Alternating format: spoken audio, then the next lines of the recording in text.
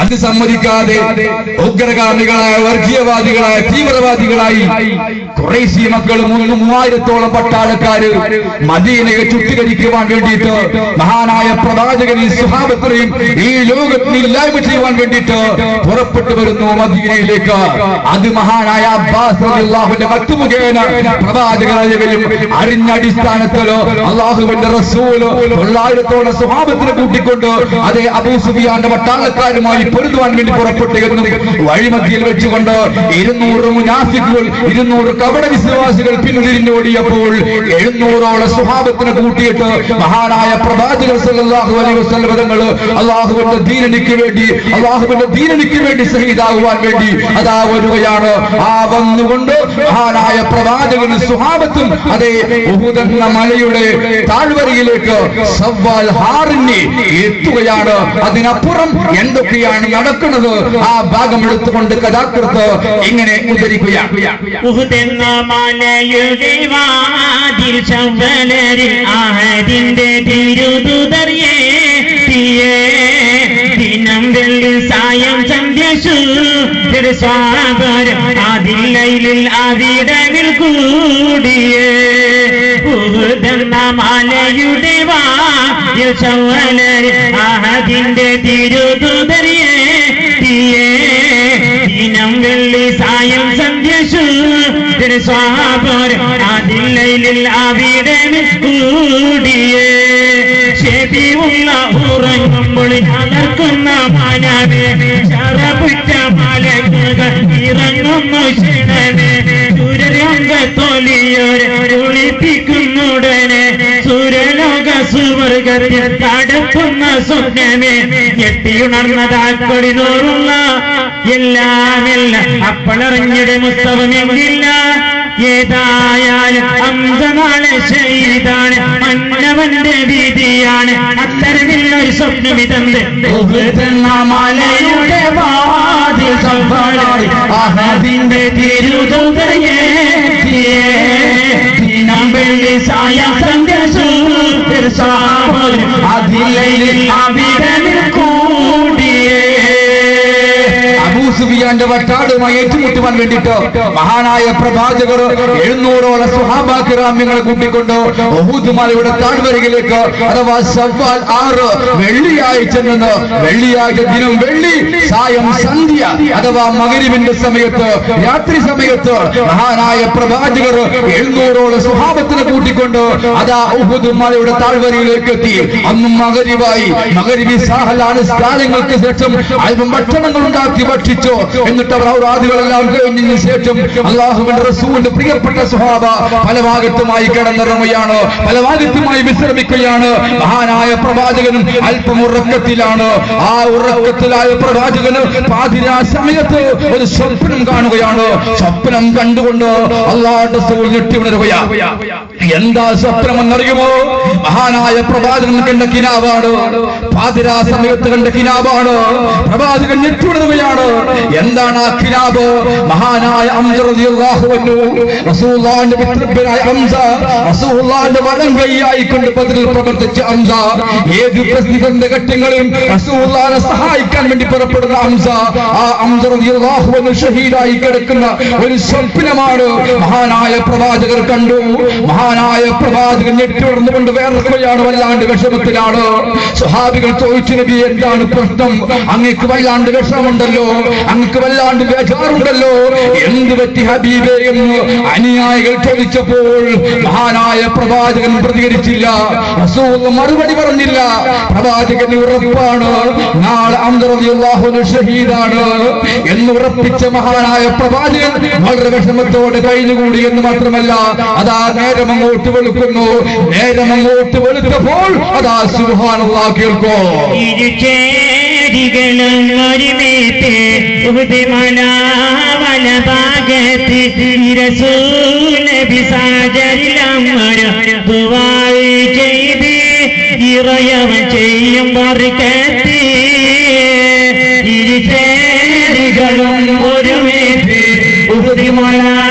വലഭാഗത്ത് റസൂൽ നബി സാജരിലം ദുആ ചെയ്ത് ഇറയവൻ ചെയ്യും മറുകത്തി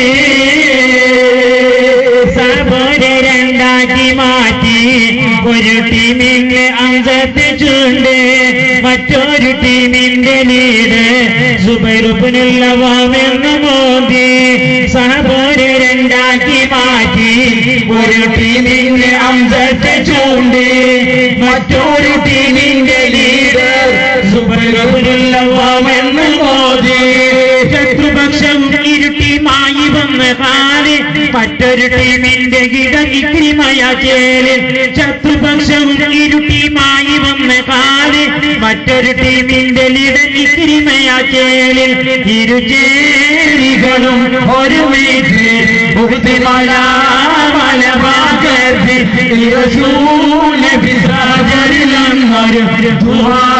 ചെയ്തു ചെയ്യും മഹാനായ പ്രവാചകന്റെ പ്രിയപ്പെട്ട സുഹാബികള് അബൂ സുഫിയാന്റെ അനുയായികള് അതാ ഉഹുദ് മലഭാഗത്തായി നിൽക്കുകയാണ്. ഉഹുദ് മലഭാഗത്തായിക്കൊണ്ട് മഹാനായ പ്രവാചകർ തന്റെ സുഹാബത്തിനെ എത്തുകയാണ്. എന്നിട്ട് മഹാനായ പ്രവാചകർ തന്റെ സുഹാബത്തിന് വേണ്ടി ദുആ ചെയ്യുകയാണ്. അങ്ങനെ അല്ലാഹു തആല നമുക്കാൾ ബലമില്ലെങ്കിലും നമുക്കായുധമില്ലെങ്കിലും അല്ലാഹുവിന്റെ സഹായം ഉണ്ടാകും സുഹാബത്തെ എന്ന് പറഞ്ഞ് മഹാനായ പ്രവാചകർ സുഹാബത്തെ സമാധാനിപ്പിച്ചുകൊണ്ട് അവർക്ക് വേണ്ടി റബ്ബിനോട് ദുആ ചെയ്തു. എന്നിട്ട് മഹാനായ പ്രവാചകൻ ആ 700 സുഹാബത്തിനെ 2 ടീമാക്കി മാറ്റുകയാണ്, 2 ഗ്രൂപ്പാക്കി മാറ്റുകയാണ്. ഉഹുദ് എന്ന് പറഞ്ഞാൽ ഒരു ഭാഗത്ത് മാത്രമല്ല പോരാടേണ്ടി വരിക, മലയുടെ മുകളിൽ നിന്ന് താഴ്ഭാഗം ശ്രദ്ധിക്കേണ്ടതായിട്ടുണ്ട്. അതുകൊണ്ട് തന്നെ മഹാനായ പ്രവാചകൻ 2 വിഭാഗ സഹാബത്തിനെ 2 ടീമാക്കിയിട്ട് 2 ഗ്രൂപ്പാക്കിയിട്ട് മാറ്റുകയാണ്. എന്നിട്ട് ഒരു ഗ്രൂപ്പിന്റെ ലീഡറായിട്ട് ഹംസ റളിയല്ലാഹു അൻഹു പ്രവാചകൻ തിരഞ്ഞെടുത്തു. ഹംസത്തോരെ ആ ടീമിന്റെ ലീഡർ നിങ്ങളാണ് എന്ന് പറഞ്ഞുകൊണ്ട് ലീഡർഷിപ്പ് നൽകി ഒരു വിഭാഗത്തിനത്. മറു ടീമിന്റെ ലീഡറിനായിട്ട് മഹാനായ സുബൈർ റളിയല്ലാഹു അൻഹു ഏൽപ്പിച്ചു. അങ്ങനെ 2 ടീമായ റസൂലുള്ളാഹിന്റെ സ്വഹാബത്ത് അതുപോലെ തന്നെ അബൂ സുഫിയാന്റെ പട്ടാളവും 2 ടീമാക്കി മാറ്റി. ഒരു ടീമിന്റെ ലീഡർ ഇക്രിമത്തിനെയാക്കി. ഇക്രിമത്ത് ഒരു ഭാഗത്ത് ലീഡറാണെങ്കിൽ മറ്റു ലീഡറായിട്ട് ഖാലിദിനെ നിയോഗിച്ചു. അങ്ങനെ ഖാലിദും ഇക്രിമത്തുമായി കൊണ്ട് 2 ടീം ലീഡർമാരാണെങ്കിൽ ഹംസ റളിയല്ലാഹു അൻഹും സുബൈർ റളിയല്ലാഹു അൻഹുമായി 2 ലീഡർമാരായിട്ട് 2 ടീമുകൾ പ്രഖ്യാപിച്ചു. എന്നിട്ട് മഹാനായ പ്രവാചകൻ ആ 2 ടീമിൽ നിന്നും 51 സ്വഹാബത്തെ തിരഞ്ഞെടുത്തു. നല്ല കേൾപ്പുള്ള അമ്പെയ്ത്ത് വിദ്യരായ അമ്പെയ്യാൻ തന്റെ ഇടമുള്ള കഴിവുള്ള നല്ല വേണ്ടതുപോലെ കൈകാര്യം ചെയ്യാൻ കഴിയുന്ന 51 സ്വഹാബത്തെ അല്ലാഹുവിന്റെ റസൂൽ തെരഞ്ഞെടുത്തുകൊണ്ട് മഹാനായ പ്രവാചകൻ ആ സ്വഹാബത്തിനോട് ഇതാ ഇങ്ങനെ പറയുന്നു. അബ്ദുല്ലാ ഇബ്നു സുബൈരി കീജിൽ 50 ബില്ലാലി സൂരെ ഉഹുദിൽ കയറാനൊരേറ്റ് അവരെ അതുപോലെ ചെയ്യുമെന്നോത്ത്. അബ്ദുല്ലാ ഇബ്നു സുബൈരി കീജിൽ 50 ബില്ലാലി വീരെ ഉഹുദിൽ കയറാനൊരേറ്റ് അവരെ അതുപോലെ ചെയ്യുമെന്നോത്ത്. എന്ത് വന്നിടുകിലും നിങ്ങൾ ഇറങ്ങിടാതെ അജത്ത മാത്രമേ വന്നാൽ മതി തെറ്റാതെ. എന്ത് വന്നിടു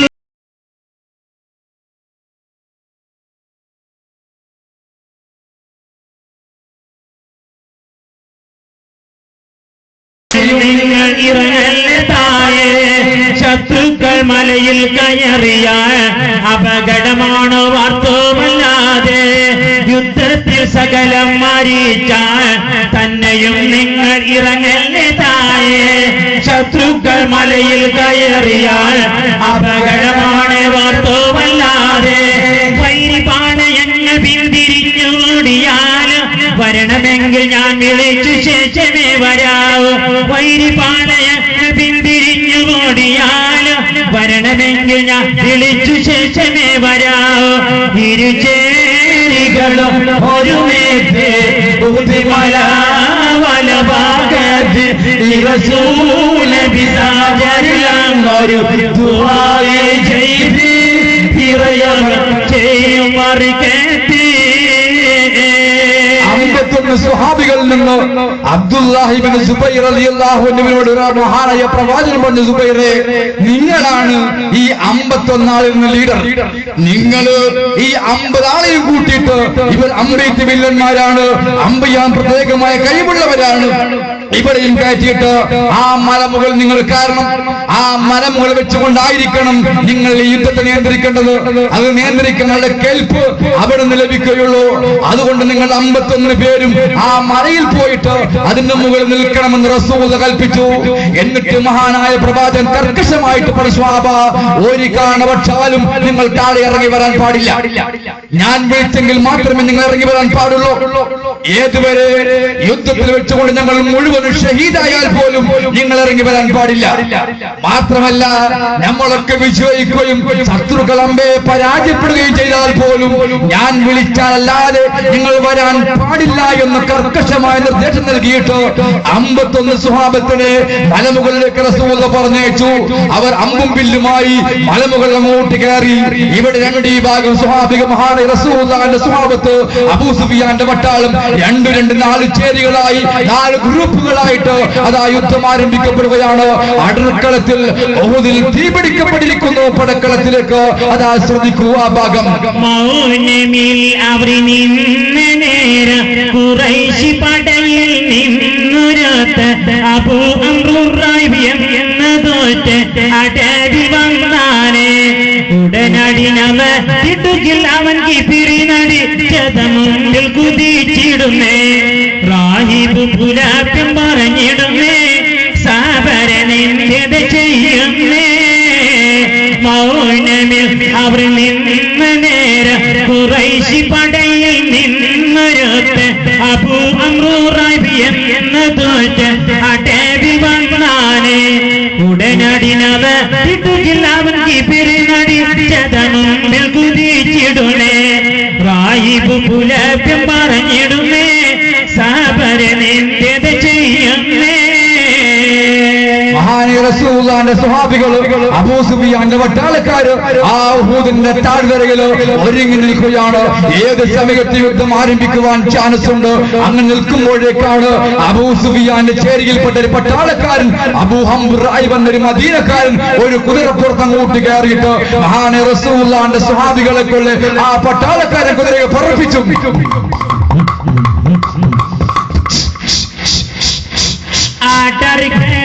മൗനം പൂണ്ടി ജനം നിൽപ്പാനേ. അടർക്കേടം മൗനം പൂണ്ടി ജനം നിൽപ്പാനേ. ഖുറൈശി പടയിൽ നിന്ന് യുദ്ധൻ വന്നാനേ. അബൂ അംറുറൈബ് മദീനക്കാര് അബൂ സുഫിയാൻ ചേരിയിൽ ചേർന്നുള്ള നബിയെ നോക്കി ജഡനാനിൻ കഥ പൂർണ്ണമതാക്കി പോകുവന്നവനാണളമാക്കി. നമ്മുടെ ആ മദീനാനെ കയ്യിലടക്കി ശാമിൽ പോകും വഴിയും മദീനത്താക്കി. പട്ടാളക്കാരൻ പടക്കളത്തിലേക്ക് ഇറങ്ങി വന്നിട്ട് മഹാനായ പ്രവാചകൻ നോക്കി അട്ടാസിക്കുകയാണ്. ഓ മുഹമ്മദ്, നീ ഞങ്ങളെ മദീനയെ കയ്യിൽ വെച്ചു. അവൻ മദീനക്കാരാണ്. അവൻ വന്ന് റസൂലുള്ളാഹിനെ വെല്ലുവിളിക്കുകയാണ്. ഞാൻ മുഹമ്മദേ, നീ ഞങ്ങളെ മദീനയിലേക്ക് വന്നിട്ട് ഞങ്ങളെ മദീനയെ നീ കയ്യിലടക്കി എന്ന് മാത്രമല്ല, മുഹമ്മദേ, നിന്റെ കഥ കഴിക്കാൻ വേണ്ടിയാണ് ഞങ്ങൾക്ക് വന്നിരിക്കുന്നത്. ഞങ്ങൾ ഷാമിൽ കഷ്ടപ്പെടുത്തി പോകുന്ന വഴികൾ നീ അധീനത്താക്കി എന്ന് മാത്രമല്ല, ബദറിൽ വെച്ചുകൊണ്ട് ഞങ്ങളെ നേതാക്കന്മാരെ നീ കുലപ്പെടുത്തി എന്ന് മാത്രമല്ല, നീ ഒരു പുതിയ മതവുമായി കൊണ്ട് ഇവിടേക്ക് ഇറങ്ങി വന്നു മുഹമ്മദേ എന്ന് മാത്രമല്ല, മഹാനായ റസൂലുള്ളാഹി തങ്ങളുടെ പേരിൽ ഇല്ലാത്ത ആരോപണങ്ങൾ, അല്ലാഹുവിന്റെ റസൂലിന്റെ പേരിൽ ഇല്ലാത്ത ആരോപണങ്ങൾ ആ കിങ്കരന്മാരാ ഉയർത്തുകയാണ്.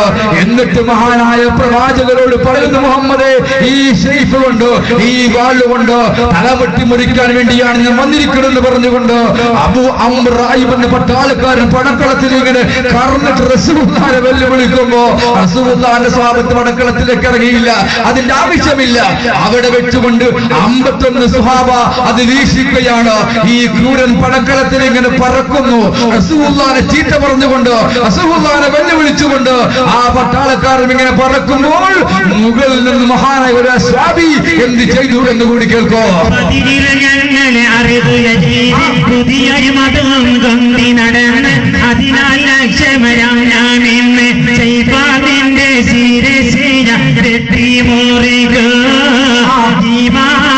കടികത്തെ ചെയ്യായ മാണിക ഉടനൊരോജറും വീണു ശിരസ് ദിനമതിയൊരു ചുതിനാനവനടി പിന്തിരിഞ്ഞോട്ടിയ ചേർന്നവനണിയ പുലത്തിന്റെ പാറയെന്ന് പിന്നെ പോരാടാൻ എന്നോടാരാണ് കാണാൻ ഞാനിന്നേ പുലഭ്യങ്ങൾ പറയുന്നു പിന്നെ പോരാടാൻ എന്നോടാരാണ് കാണാൻ ഞാനിന്നേ.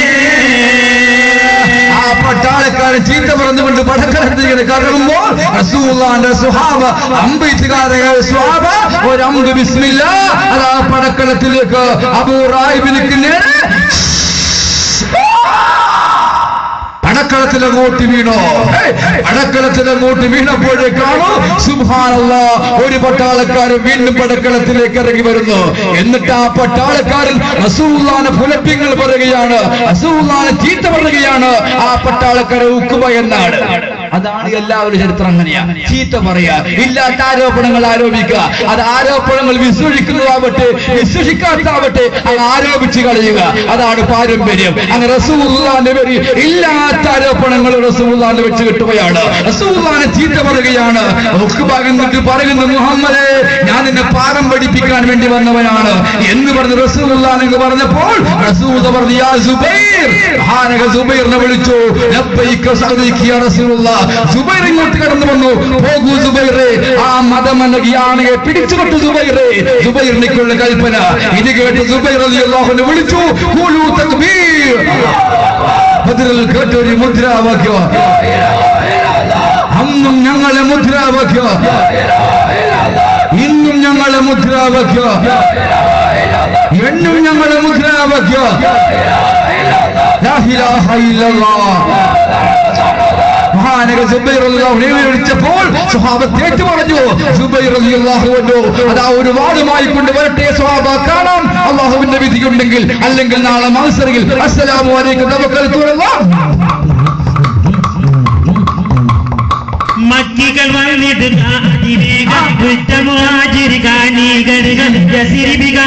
ഇല്ലടകപ്പ് സുബൈറുൽ അവന് കൊള്ളെ അടുത്ത് ജയിക്കാമെന്നീനെ കണ്ട കോട്ട പുറത്ത് സുബൈറുൽ അവന് കൊള്ളെ അടുത്ത് ജയിക്കാമെന്നീനെ കണ്ട കോട്ട പുറത്ത് വിശ്വാസികളുടെ മുതലുകൾ കണ്ടട നീജന നിന്ന് ഭയപ്പെടുത്തും നീൻ തല തടിയന്ന് വിശ്വാസികളുടെ മുതലുകൾ നിന്ന് കണ്ടട നീജന നിന്ന് ഭയപ്പെടുത്തും നീൻ തല തടിയെന്ന് ബഹുഭംഗർ സുബൈറും ബഹുനേരം പോരാടുന്നു സുബൈർ റളിയല്ലാഹു അൻഹു ഇങ്ങനെ കുതിരപ്പുറത്ത് കയറിയിട്ട് വരുന്ന കണ്ടപ്പോ ഉഖബ പറഞ്ഞു, സുബൈറേ നിങ്ങൾ മദീനക്കാരാണ്, നിങ്ങൾ വരണ്ട, പിന്നെ മക്കക്കാര് വരട്ടെ. എന്തിനീ ഓരോ ഗ്രൂപ്പാക്കാം തമ്മിൽ. ഏത് സ്വഹാബത്തിനെ ഗ്രൂപ്പാക്കാം. നീ അതിന്റെ ആളല്ലേ, നീ ഇന്റെ ആളല്ലേ, നീ മദീനക്കാരനാണ്, നീ മക്കക്കാരനാണ് എന്ന് പറഞ്ഞ് രണ്ട് നാടിന്റെ പേരിൽ ഗ്രൂപ്പ് ഉണ്ടാക്കാൻ വേണ്ടിട്ട് ആദ്യമായി ശ്രമിച്ചു. എന്നിട്ട് അവര് പറഞ്ഞു, മുഹമ്മദിന്റെ അനുയായികൾ അവര് വേണ്ട, മദീനക്കാര് വേണ്ട, മക്കക്കാർ ഇങ്ങോട്ട് വരട്ടെ എന്ന് പറഞ്ഞപ്പോഴേക്കാണ് സുബൈർ റളിയല്ലാഹു അൻഹു പറഞ്ഞു, കടാ വിശ്വാസികളുടെ മുതലുകൾ തിന്നു വീമ്പള കണ്ടട നീജന എന്ന് പേപ്പെടുത്തുന്നു തല തടിയെന്ന്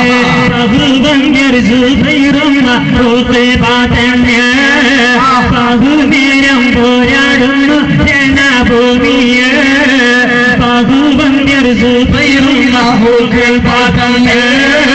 ബഹുനേരം പോരാടുന്നു ജനഭൂമിയ. മഹാനായ സുബൈർ റളിയല്ലാഹു റളിയല്ലാഹു പറഞ്ഞിടത്തേണ്ടി നീ ഞങ്ങളെ ഗ്രൂപ്പാക്കണ്ട, ഞങ്ങളെ വേർതിരിക്കണ്ട, ഞങ്ങളെ മതലുകൾ തിന്നിട്ട് നീ വീമ്പടക്കണ്ട എന്ന് പറഞ്ഞുകൊണ്ട് സുബൈർ റളിയല്ലാഹു അൻഹു ഉഖബയുടെ മുമ്പിലേക്ക് അങ്ങോട്ട് ചാടി.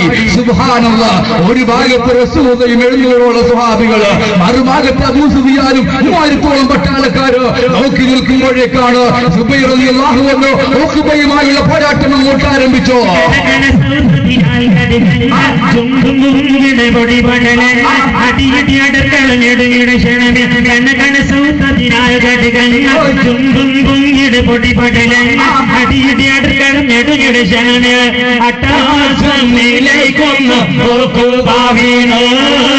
മട്ടിൽ തകബീർ ധ്വനികൾ ഒന്നാകെ പൊങ്ങുന്നു.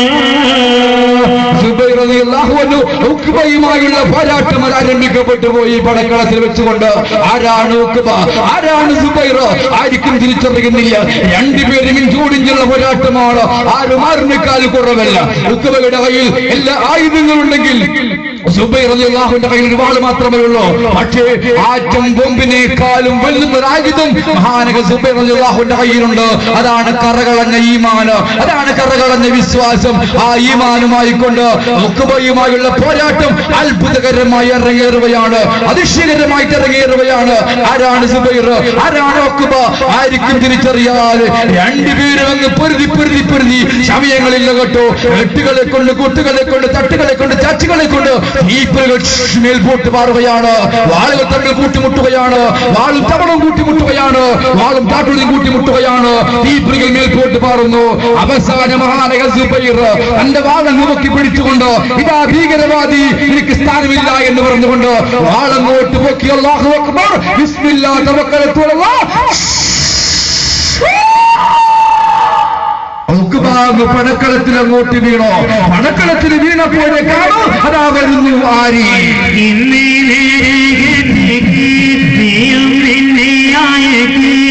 അതികാണനം എനിക്ക് എന്റെ തള്ളത്തെ, അതികാണനം എനിക്ക് എന്റെ തള്ളത്തെ.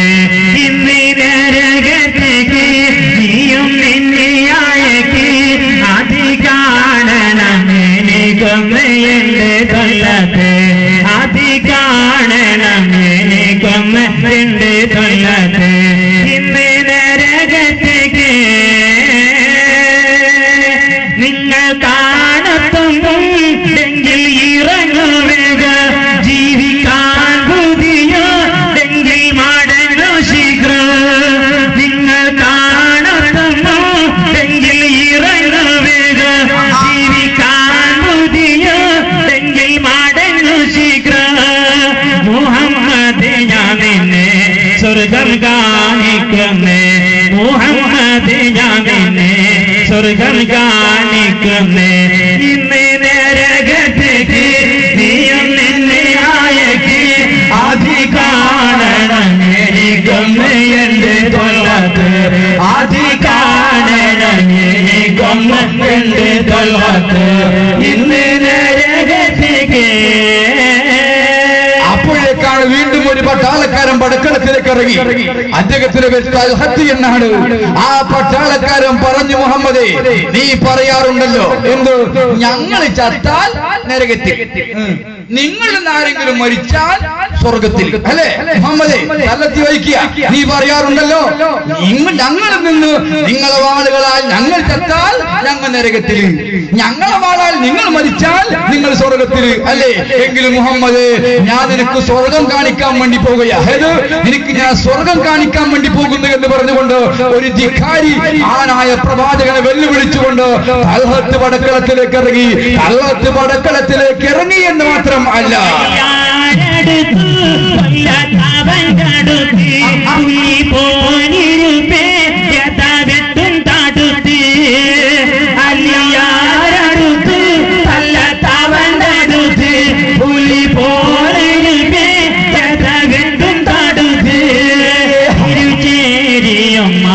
രംഗം കണ്ട് താരത്ത് ഇരുചേരിയമ്മ, രംഗം കണ്ട് താരത്ത് ഇന്ന് നരകത്തേക്ക്.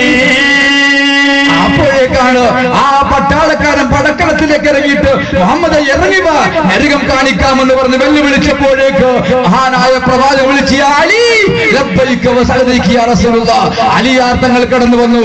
അലിയെ പോകൂ, അവനെ പാഠം പഠിപ്പിച്ചു വിടൂ. മഹാനായ അലി റളിയല്ലാഹു അൻഹു പടക്കളത്തിലേക്ക് ഇറങ്ങുകയാണ്. രണ്ടീ ഭാഗം ജനങ്ങള് ജിജ്ഞാസയോടെ ആകാംക്ഷയോടെ വീക്ഷിക്കുകയാണ്. ആ നോക്കി നിൽക്കുമ്പോഴേക്കാണ് അലി റളിയല്ലാഹു അൻഹു തൽഹത്തുമായുള്ള പോരാട്ടം ഇറങ്ങുകയാണ്. അത്ഭുതകരമായ പോരാട്ടം, മണിക്കൂറുകളോളം പോരാട്ടം, ഇഞ്ചോടിഞ്ചുള്ള പോരാട്ടം. അവസാനം അക്കബയും അലിമങ്ങ് പൊരുതി അലിയുടെ വെട്ടും കുത്തുമേറ്റുകൊണ്ട് അക്കവ അങ്ങോട്ട് താഴെ വീണു. താഴെ വീണപ്പോൾ അലി റളിയല്ലാഹു അൻഹു കൊല്ലാൻ വേണ്ടി ഇങ്ങനെ പോയി വാളും കൊണ്ടുപോയി. പോയപ്പോൾ തങ്ങായിന്റെ പോസ്റ്റ് ഓഫീസ് പുറത്താ. ഡ്രസ്സൊക്കെ കഴിഞ്ഞിട്ട് മുണ്ടൊക്കെ കഴിഞ്ഞു പോയിട്ട് പോസ്റ്റ് ഓഫീസ് പുറത്ത് കണ്ട് അലിയാർ തങ്ങൾ ഇത് കണ്ടപ്പോൾ നഗ്നദേഹത്തെ കണ്ടപ്പോൾ മടങ്ങുന്നടി, അത് കണ്ടപ്പോൾ കുന്നിടനടിയാരുളി. നഗ്നദേഹത്തെ കണ്ടപ്പോൾ മടങ്ങുന്നടി, അത് കണ്ടപ്പോൾ കുന്നിടനടിയാരുളി. തുൽപുൽക്കാർ വീശുന്നേ തുറ്റനുയിർ വീടുന്നേ, തുൽപുൽക്കാർ വീശുന്നേ തുറ്റനുയിർ വീടുന്നേ. ഇന്ന് നരകത്തേക്ക് ഈ നഗ്നത കണ്ടപ്പോൾ അലി റളിയല്ലാഹു അൻഹു മുഖം പൊക്കിക്കൊണ്ട് മടങ്ങി. അപ്പൊ റസൂൽ പറഞ്ഞേ, അലി വേണ്ട, അവനെ കാര്യം കഴിക്കണം, അത് അപകടമാണ്, വേദനിപ്പിച്ച് വിട്ടാൻ പറ്റൂല, വേണ്ടതുപോലെ ചെയ്യണം. അലിയാറങ്ങ് ചെയ്വെടുക്കുന്നു, വേണ്ടതുപോലെ അങ്ങോട്ട് ചെയ്തപ്പോഴേക്കാണ് ഈ തൽഹത്തിന്റെ അനുജൻ അതാ ഉസ്മാൻ വരുന്നു പടക്കളത്തിലേക്ക്. തൽഹത്തിന്റെ അച്ഛൻ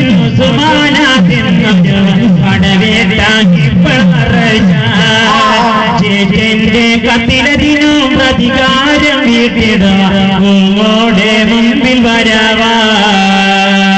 തൽഹത്തിന്റെ അനുജൻ ഉസ്മാനെന്നൊരു പടവേട്ടാനിപ്പോൾ മറജാ. ചേച്ചന്റെ കത്തിലതിനും പ്രതികാരം വീട്ടിടോടെ മുമ്പിൽ വരവാ.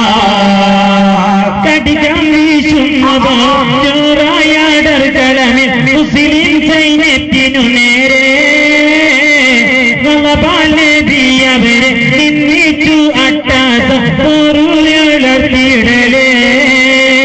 യുദ്ധം ചെയ്വാനറിയുന്നോനാരോ ആണ്ടിറങ്ങും പറയട്ടെ.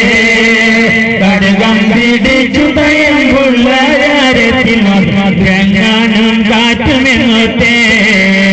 ഉസ്മാൻ പടക്കളത്തിലേക്ക് ഇറങ്ങി. തീവ്രവാദിയാണോ ഭീകരവാദിയാണോ ഉസ്മാൻ പടക്കളത്തിലേക്ക് അങ്ങോട്ട് ഇറങ്ങിയിട്ട് വെല്ലുവിളിച്ചു, മുഹമ്മദ് എന്റെ ജ്യേഷ്ഠനെ നിങ്ങൾ കൊന്നുവല്ലേ, അതിന് പ്രതികാരം കിട്ടാൻ വേണ്ടിയാണ് വന്നിരിക്കുന്നത് പറഞ്ഞുകൊണ്ട് തൽഹത്തിന്റെ സഹോദരൻ ഉസ്മാൻ റസൂലുള്ളാഹിനെ വെല്ലുവിളിക്കാൻ സ്വഹാബത്തിനെ ചീത്ത പറയാൻ തുടങ്ങിയപ്പോൾ അല്ലാഹുവിന്റെ റസൂൽ പറയുന്നു, യാ ഹംസ പോകൂ, ആ മതമളകിയാനെ പിടിച്ചുകൊട്ടോ.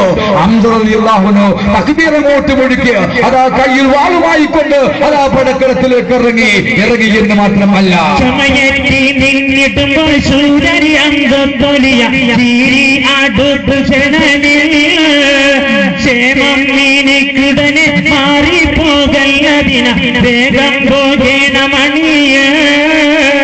മഹാനായ ഹംസ റളിയല്ലാഹു അൻഹു ചാടി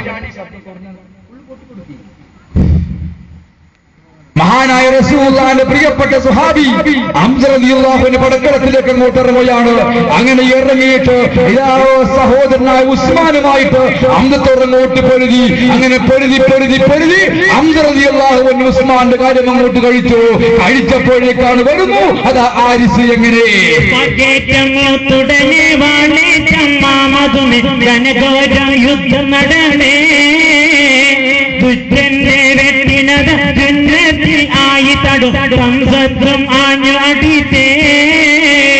പൊങ്ങുന്നു പൊടിപടല നെടുങ്ങുന്നു തടിസകല മിന്നുന്നു സൈത്തിൽ പ്രകാശ. വീഴുന്നു ഉടനടിയ സത്തിന്റെ സൈഫിനിര രായുസ്മാൻ തായ വിശേഷ. അദ്ദേഹത്തിന്റെ പ്രകാരം ചോദിക്കാൻ ഉസ്മാൻ പടക്കളത്തിലേക്ക് ഇറങ്ങി. ഉസ്മാനെ ഹംസ റളിയല്ലാഹു അൻഹു കൊലപ്പെടുത്തിയപ്പോഴേക്കാണ് ഉസ്മാന്റെ സഹോദരൻ ആരിസ് പടക്കളത്തിലേക്ക് ഇറങ്ങി. അങ്ങനെയുണ്ടല്ലോ ഒരുപോലെ മനുഷ്യന്മാർ, ഇത് മൂന്നാളാ, ആരിസ്, തലത്ത്, ഉസ്മാൻ. ഇത് മൂന്ന് ഒരു ഉപ്പാന്റെ ഒരു ഉമ്മാന്റെ മക്കളെ സഹോദരങ്ങളാണ്. ഈ മൂന്നാളും വേണ്ടതുപോലെ ബുദ്ധിയില്ലാത്ത ഹംകോ അല്ലെങ്കിൽ ഒരു ഇറങ്ങൂല. കാരണം ജ്യേഷ്ഠന് പോയപ്പോ അനിയൻ പോയി മറ്റേ അനിയന് അത് ഇറങ്ങുന്ന ഹംക്ക് 4 പേര് പറയാം. ഈ ഹംക്ക് എന്ന് പറയുമ്പോ ഞങ്ങൾക്കൊരു കാര്യം പണ്ട് ഞങ്ങളുടെ നാട്ടിൽ ഹംക്ക് ഉണ്ടാക്കി.